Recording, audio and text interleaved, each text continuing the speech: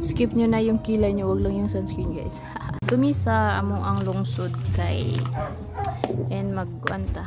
Gamit lang ko vitamin C na serum and ayan, wala na, paubos na siya.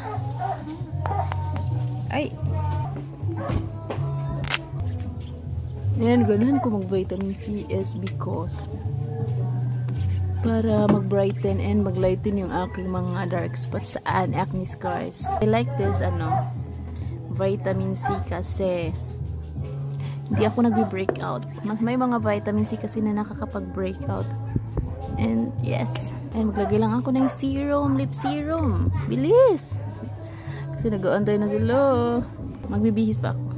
Sunscreen of course. This is the Rosemark Kagaya ko sunscreen.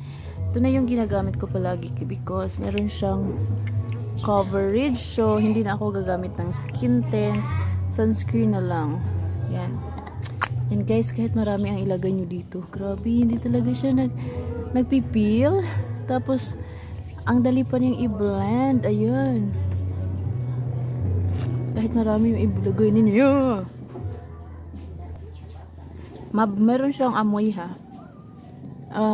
Konting amoy lang na. Very important sa maglagay ko ng sunscreen kasi sobrang init talaga. And guys, perfect ito sa ating weather kasi hindi siya malagkit and super lightweight lang siya sa ating mga skin pag ginagamit siya. Since dumating siya, ito talaga yung ginagamit ko.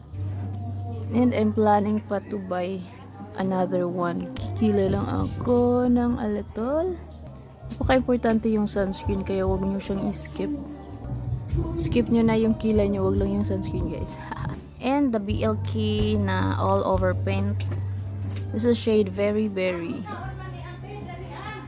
Tapos lagyan natin dito just a little bit. Kasi pigmented siya so gusto lang natin natural. Yan.